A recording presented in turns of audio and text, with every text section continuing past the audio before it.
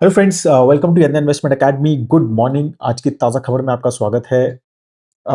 वैसे बहुत overall over the weekend major escalation जो है US and Israel has done on Iran, right. और वो सिर्फ जो थोड़ा एक्सपेक्टेड भी था कि सिर्फ ईरान पे नहीं रहेगी, और ओवरऑल वेस्ट एशियन कंट्रीज जो है उसमें एक पार्ट बनते हुए नजर आ रहे हैं।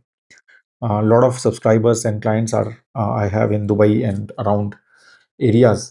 So we have been talking, and definitely there is an escalation, and they are also part of it. Dubai airport is closed, and a lot of airports in West Asia are closed. और अब ये क्या रूप लेगा, that is what the major factor which will decide the markets as well, right, and overall geopolitics as well, right. तो ये सारे factors जो हैं हम थोड़ा सा डिस्कस करेंगे in detail in today's video. Last में एक नॉलेज सेक्शन भी है, वो भी जरूर देखिएगा, और थोड़ा बहुत इंडिया स्पेसिफिक कुछ न्यूज़ है वो भी हम बात करेंगे। तो as we all know, Saturday को it was done, I think US and Israel attacked Iran, और उसकी वजह से Iran has now basically open the front with all the West Asian country, जहां जहां पर भी यूएस के एयर बेसिस हैं, and they are just randomly sending their missiles there. तो इसमें अब क्या बेसिकली फैक्टर्स क्या रहेंगे अगर हम एक इकोनॉमिकली और स्टॉक मार्केट पर्सपेक्टिव से बात करें तो, right. Because I just wish first of all to all the folks who are in West Asia to take care of themselves, right. I know this is a tough time, right, बहुत, क्योंकि किसी ने शायद ऐसा बहुत सारे countries ने कभी in their lifetime have not seen this, मतलब lot of folks have not seen such things. तो उनके लिए I just want to give my best wishes first of all. हाँ, बट अब इकोनॉमिकली इसका क्या क्या मेजर फैक्टर्स हैं, राइट। सबसे बड़ा तो ऑयल ही है, राइट। ऑयल, बहुत बड़ा oil, 20 million barrels, almost 20 to 25% of oil world का इस एरिया से आता है।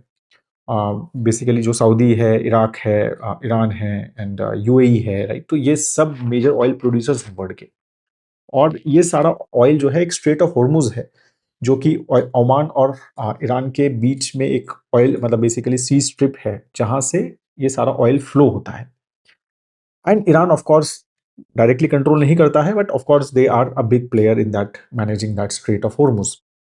तो वही एक सबसे बड़ा फैक्टर है कि ये अब यहाँ पर क्या होगा, स्ट्रेट ऑफ हॉर्मुज बंद होगा क्या, ठीक है, या इसमें कुछ डिस्ट्रप्शन होंगे, स्लो डाउन होगा क्या वहां से ऑयल का।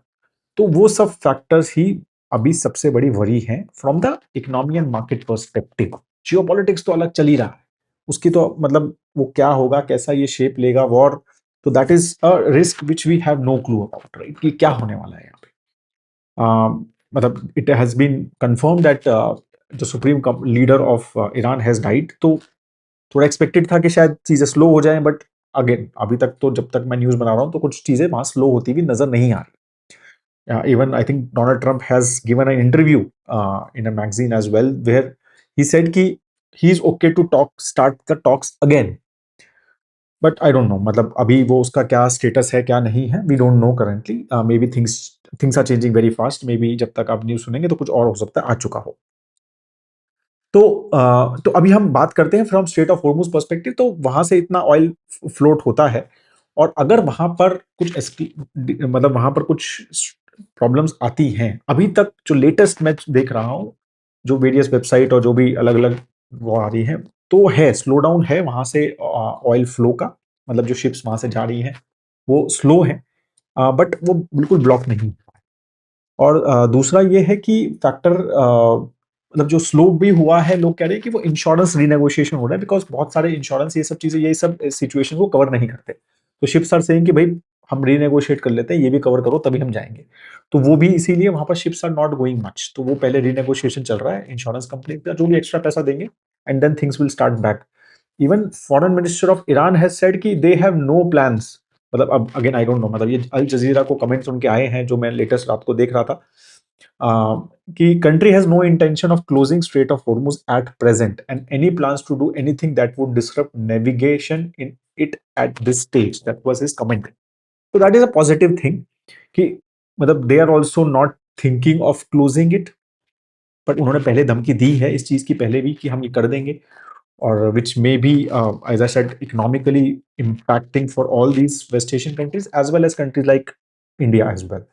ठीक है, तो वही सबसे बड़ा फैक्टर है कि ऑयल प्राइसेस कैसे रहते हैं। अभी तक oil prices over the weekend हुआ ये सारी चीजें, तो ऑयल प्राइसेस बंद था, मतलब मार्केट्स बंद थी तो कुछ पता नहीं। अब मार्केट्स ओपन होंगी तो पता चलेगा कि भाई हाउ बेसिकली फैक्टर्स चल रहे हैं। अभी तो 72 के आसपास ऑयल चल रहा है। जब हुआ था तब थोड़ा ऑयल मार्केट ओपन था उस टाइम पे, तो वो थोड़ा बढ़ा 2.5% और 72 के आसपास चल रहा है। Even gold and silver also gained जब ये न्यूज बेसिकली ट्रिकल इन होनी शुरू हुई थी। तो ये सब फैक्टर्स बेसिकली ओवरऑल यहाँ पर चल रहे हैं। अब इंडिया के ऊपर इन सब चीजों का क्या इम्पैक्ट है वो भी थोड़ा समझ लेते हैं। तो सबसे बड़ा जो इम्पैक्ट है इसका वो है कि एलपीजी का। तो इंडिया का ऑलमोस्ट 85% एलपीजी जो है ये स्ट्रेट ऑफ हॉर्मुज से आता है। ठीक है, तो इन्हीं कंट्रीज से एलपीजी जो मतलब हमारा सिलेंडर आता है ना घर में, तो वो 85% वहां से आता है। तो that is a biggest risk. फिर नेचुरल गैस भी जो है हमारे 60% नेचुरल गैस भी इसी जगह से आती है, स्ट्रेट ऑफ हॉर्मुज से ही, मतलब इन्हीं कंट्रीज से, Qatar and all these countries, Kuwait and everything. तो 60% हमारी नेचुरल गैस भी जो मतलब सीएनजी की बात हो रही है यहाँ पे, पीएनजी और सीएनजी जो घर पे नेचुरल गैस आती है उसकी भी, तो वो 60% जो हम इंपोर्ट करते हैं वो भी वहीं से आती है। तो सेकंड थिंग ये हो गया। तो ये सबसे बड़े हमारे नेगेटिव फैक्टर्स हैं। बाकी ऑयल भी आता है हमारा वहां से, बट अगेन वी हैव, हमारा रशिया से भी आता है, तो रशिया 21-22% हमारा रशिया से आता है, तो that doesn't come from this of course. और ब्राजील से भी आता है और यूएस से भी आता है, तो दैट इज वो जो है वो सारा स्ट्रेट ऑफ हॉर्मुज से नहीं आता है। तो इसलिए वहां पर हम थोड़े डाइवर्सिफाइड हैं ऑयल पर्सपेक्टिव से, और वहां पर हमारा थोड़ा स्ट्रेटेजिक रिजर्व भी ठीक ठाक है। तो वहां लग रहा है कि बहुत एटलीस्ट, जब अगर लंबा चला तो बात अलग है, बट कुछ टाइम चला तो ये चीजें फैक्टर शायद इंपैक्ट नहीं करेंगी। But LPG and natural gas मतलब स्पेशली एलपीजी पे एक थोड़ा हमारा बफर भी बहुत बड़ा नहीं है इट सीम्स, और वहां पर हमारे पास कुछ ऑप्शनैलिटी भी नहीं है, बिकॉज मेजरली वहीं से आता है, फुल डिपेंडेंस वहीं से है। तो वो एक फैक्टर हमारा करंटली नेगेटिव है जो फैक्ट हो सकता है। ठीक है, तो एलपीजी पर्सपेक्टिव से बाकी how has India reacted till now. तो prime minister Modi has chaired a CCS meeting, जो हाईएस्ट सिक्योरिटी मीटिंग रहती है ऑन दिस।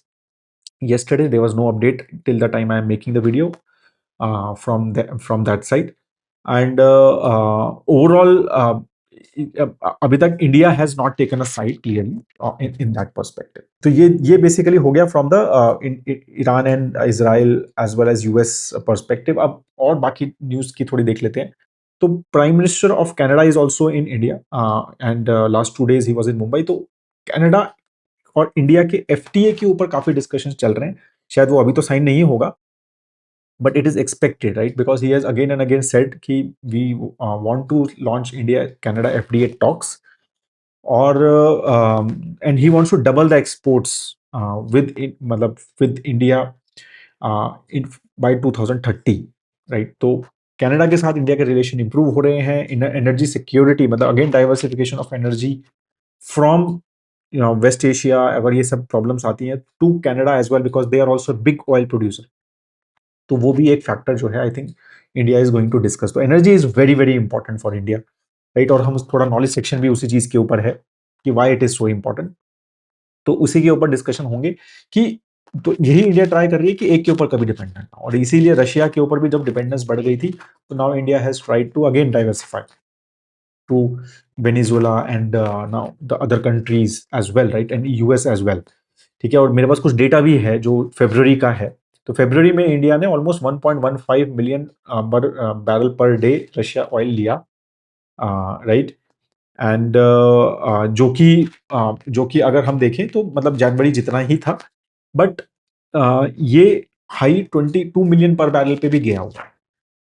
तो उस हिसाब से हमने कम तो किया है रशिया को ऑयल। तो currently it is 21% of total oil imports India जो कर रहा है फ्रॉम रशिया। ठीक है, so this is how the current factor overall is. ठीक है, तो India is planning to diversify as much as possible. तो यूएस से भी चल रही है, अब कनाडा से भी बात चल रही है from the oil perspective. GST का डेटा आया क्योंकि अब कल 1 था, तो 8.1% बढ़ा है, 1.83 लाख करोड़ फरवरी में रहा। मतलब फरवरी मतलब जनवरी का डेटा होता है, जो फरवरी का डेटा आता है मतलब वो जनवरी का जीएसटी नंबर्स होते हैं। और 7.9% अगर नेट की बात करें, दिस इज ग्रॉस 8.1%। जब हम रिफंड्स वगैरह का सब देख के तो net is 7.9% year on year. तो even after GST cuts and everything which जो गवर्नमेंट ने लिए सितंबर में, एंड उसके बाद भी मतलब ग्रोथ तो है, ठीक है, 8-7-8% का ग्रोथ हो रहा है। तो I think this is a very good indicators clearly. तो सबसे अच्छा जो इंडिकेटर माना जाता है, लीडिंग इंडिकेटर माना जाता है इकोनॉमी का, वो है मतलब domestic sale of the four wheelers and two wheelers. उससे काफी सारी चीजें, और इवन द मतलब हमारा जो सीवीज है, मतलब जो कमर्शियल व्हीकल्स है, तो उसके नंबर्स अगेन आते हैं, महीने फरवरी के नंबर आए। ओवरऑल 11.4% पैसेंजर व्हीकल्स बढ़े वॉल्यूम में इंडिया में। 11% इज वेरी गुड। ठीक है, तो जीएसटी कट का इम्पैक्ट एज मैंने शायद पहले भी बात की थी, तो सबसे अच्छा इम्पैक्ट जो है वो इन्हीं पे आया है, तो वो काफी सही है। तो थोड़ा कंपनी स्पेसिफिक देखे थे, मारुति सुजुकी ने तो फ्लैट, कोई ग्रोथ नहीं दिखाई डोमेस्टिकली। एक्सपोर्ट में अच्छी ग्रोथ है उनकी, एक्सपोर्ट में आई थिंक अराउंड 25% के आसपास ग्रोथ है। Export has done very well for them in February, but domestically they're flat completely. ठीक है, और एक्सपोर्ट में उन्होंने एक और बात बोली है कि उन्होंने कहा 12.5% हमारा टोटल एक्सपोर्ट वेस्ट एशिया में जाता है, तो वहां पर थोड़ी डिस्ट्रप्शन हो सकती है। तो वो सब फैक्टर्स भी अब आज मार्केट देखेगा कि किस कंपनीज के बहुत सारा डिपेंडेंस जो है वेस्ट एशिया पे है, right, and there may be some delays in projects and everything, अगर ये लंबा चला तो, राइट, अगर ये लंबा चला तो होपफुली नहीं चलना चाहिए, बट वी डोंट नो। तो जैसे एल वगैरह है, तो ये सब फैक्टर्स आज मार्केट डेफिनेटली देखेगा कि ओवरऑल कम कंट्रीज का यहाँ पर फैक्टर। तो that's what I was saying कि मारुति सुजुकी का 12.5% है एक्सपोर्ट हमारा। फिर टाटा मोटर्स जो है उसका जबरदस्त ग्रोथ, 34% पैसेंजर व्हीकल जो है Tata Motors PV, 34% year on year domestic volume growth. ठीक है, amazing, very very good volume growth उनका। फिर महिंद्रा है, महिंद्रा अगेन 19% का वॉल्यूम ग्रोथ फेब्रुवरी में। ठीक है, again SUVs have done exceptionally well for them. Hyundai की बात करें तो 10% के आसपास वॉल्यूम ग्रोथ है डोमेस्टिक, अगेन कुछ तो ग्रोथ आई for Hyundai, they are also listed company now. जबकि लेकिन एक्सपोर्ट्स अच्छा ग्रो किया, एक्सपोर्ट जो है वो टोटल 25% ग्रो किया है। तो यहाँ पर भी हुंडई का भी एक्सपोर्ट्स ने बचाया है, बट यहाँ पर फिर भी वॉल्यूम ग्रोथ थी। Maruti works flat. फिर टू व्हीलर्स की बात करें तो कुछ कुछ नंबर्स जो थे, TVS motor 32% growth domestic, amazing, and Hero motor also 44% growth February में। तो again as I said, these are very good leading indicators, very very good leading indicators. मतलब इकोनॉमी तो जबरदस्त कर रही है, और ये जो नंबर्स आ रहे हैं, हम जीडीपी की बात करेंगे, फेब्रुवरी में जो नंबर आया, तो इकोनॉमी का वो क्लियरली समझ आ रहा है कि इकोनॉमी तो अच्छा कर रही है। और ये सब जीएसटी का आउट, ये सब जीएसटी के नंबर्स और कट होने के बाद भी क्लियरली दिस शोकेस की दे आर डूइंग वेल। उसके बाद आया टाटा मोटर्स का भी 32% ओवरऑल ग्रोथ है for the CV segment as well, तो that has been very very good too. ठीक है, एंड तो these were the very 32% CV growth, again very very good numbers, and clearly shows that exceptional growth रही है। अब RBI का data आया gold loan के ऊपर। गोल्ड लोन का शेयर जो है रिटेल क्रेडिट में डबल हो गया है एक साल में। ठीक है, तो गोल्ड के प्राइसेस जैसे जैसे बढ़ रहे हैं, गोल्ड लोन जो है डबल हो गया है। ठीक है, 128% का ईयर ऑन ईयर ग्रोथ है लोन अगेंस्ट गोल्ड ज्वेलरी का। ठीक है, which is very very fast. ठीक है, अब बात करते हैं इंडिया के जीडीपी के नंबर्स की, जो फ्राइडे को आया था। वैसे तो उसका इम्पैक्ट होना था मार्केट में on Monday, but this whole escalation in West Asia I think has change everything. ठीक है, तो बात करते हैं जो अच्छा नंबर आया, 7.8% का Q3 का ग्रोथ रेट आया है। 7.8% अवर जीडीपी ग्रू, राइट, इन Q3 दिसंबर क्वार्टर में। ठीक है, which is I think a very very good number. Of course nominal GDP के ऊपर डिस्कशन हो सकते हैं कि वो सिर्फ 8.8 ही था। Again all these factors discussion चलते ही रहते हैं इन सब चीज़ों के ऊपर, बट इन्फ्लेशन कम था। बट अगेन बेस इफेक्ट सब चीज़ों से लगता है कि अब नेक्स्ट क्वार्टर से होपफुली जो है इन नॉमिनल जीडीपी अगेन एक डबल डिजिट में आने की उम्मीद है, मतलब मार्च क्वार्टर से या एटलीस्ट जून क्वार्टर से। एक और चीज़ हुई कि हमारा सीरीज भी चेंज हुई है अब जीडीपी के नंबर्स, और हमने ये सीपीआई में भी देखा था, राइट। तो अब क्या हुआ है कि करंट प्राइसेस जो हैं वो FY 22-23 के लिए गए हैं, रादर देन पहले लिए जाते थे 11-12, तो वो एक बेस ईयर था, उसके बेसिस पे सारी कैलकुलेशंस होती थी। अब जो है वो 22-23 की ईयर पे होंगी, तो उसके चक्कर में सब नंबर्स चेंज हुए हैं। इवन Q2 का नंबर जो हमने 8.2% ग्रोथ देखा था, वो एक्चुअली 8.4 रिवाइज कर दिया गया है। ठीक है, तो क्योंकि वो सीरीज के बेसिस पे ये सब नंबर्स चेंज हुए हैं, लेकिन Q1 का नंबर 7.8% का ग्रोथ था, उसको 6.7 कर दिया गया। क्या होता है कि वो सीरीज चेंज के बेस चेंज के चक्कर में कोई काफी सारे फैक्टर्स और कुछ कुछ चीजें और भी ट्विकिंग की हैं। नई सीरीज जब जाते हैं तो कुछ और ट्विकिंग भी होती है, तो उसमें ये सब फैक्टर्स जो है ये डिस्कस होते हैं और उसके हिसाब से चीजें होती हैं। तो अब क्या अच्छा रहा, तो बेसिकली सबसे बड़ा जो फैक्टर खराब रहा, जो अच्छा नहीं किया इस क्वार्टर में, दिसंबर क्वार्टर में, वो था agriculture. Agriculture grew only by 1.4%, only by 1.4% in December quarter. सबसे अच्छा जो किया वो मैन्युफैक्चरिंग ने किया, 13.3% का मैन्युफैक्चरिंग में जीडीपी ग्रोथ है। ठीक है, और कंस्ट्रक्शन 6.6% ग्रो हुआ, एंड सर्विसेज जो है वो 9.5% ग्रो हुआ। ठीक है, तो ये सब नंबर्स जो है हमारे जीडीपी के रहे, एंड बेटर देन एक्सपेक्टेशन थे। जो भी एस्टिमेट्स आए थे, जो भी चीजें आई थी, उससे बेटर था। तो एक्सपेक्टेड था कि markets will positively react, but as I said, now much bigger events have happened, so I think markets will react accordingly. ठीक है, तो ये सारे चीजें जो है मेजर न्यूज ओवरऑल रही है। जैसे जैसे आपको न्यूज आती रहेगी, we will keep on updating you about this whole West Asian situation, Iran and Israel and US situation specifically, और यहाँ पर कैसा एस्केलेशन रहता है। ऑयल प्राइसेस को डेफिनेटली ध्यान रखिए, क्योंकि इंडिया एक बहुत बड़ा इंपोर्टर है ऑयल का। बहुत सारे अलग अलग एनालिस्ट डेटा दे रहे हैं कि अगर बिल्कुल स्ट्रेट ऑफ हॉर्मुज को बिल्कुल बंद कर दिया गया तो $100 प्लस भी जा सकता है ऑयल। तो that can definitely impact us, right, because हम बहुत बड़े इंपोर्टर हैं।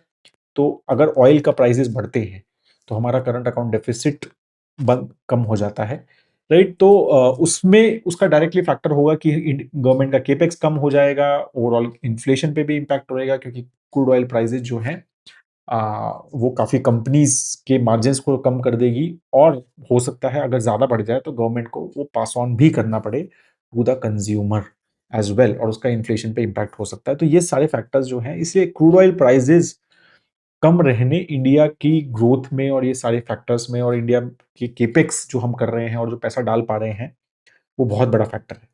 ठीक है, अभी भी इवन तो हम डाइवर्सिफाई करने की कोशिश कर रहे हैं एनर्जी को, but still we are a big importer of crude oil and we are a big consumer of crude oil as well.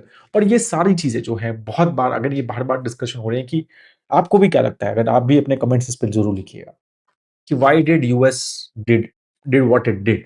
ठीक है, इसराइल को I can still understand, right, उसका अलग से सोर्स हट हट कर देते हैं, but definitely US is involve and they are directly involve.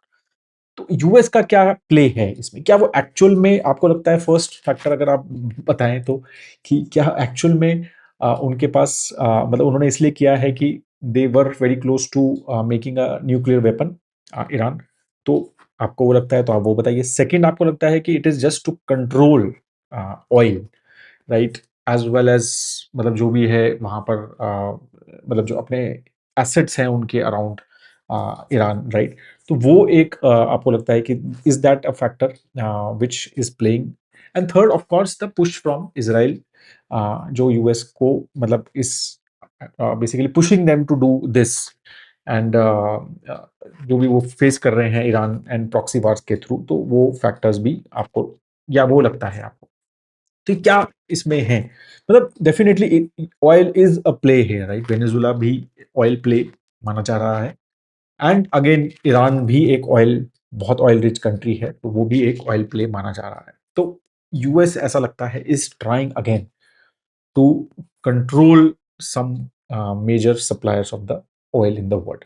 और सबका, वेनेजुएला का भी मोस्टली ऑयल चाइना जाता था, ऑलमोस्ट बोलते थे 90% ऑयल चाइना जाता था, और ईरान का भी 90% ऑयल चाइना जा रहा है। तो is this a strategy to basically control the supply of oil to China, right, which again has their own west, और मतलब रेयर अर्थ वगैरह के लिवर्स हैं जो वो, तो वो एक नया लिवर क्रिएट करने की कोशिश कर रहा है क्या यूएस। तो आई डोंट नो, मतलब ये सब डिस्कशन के पॉइंट्स रहेंगे, और शायद हमें 5-10 साल के बाद समझ आएगा कि ये क्यों हुआ, but currently that is how the things are. तो that is what my knowledge section is as well, right, कि why so many countries are after energy, because there is no such thing as a low energy rich country।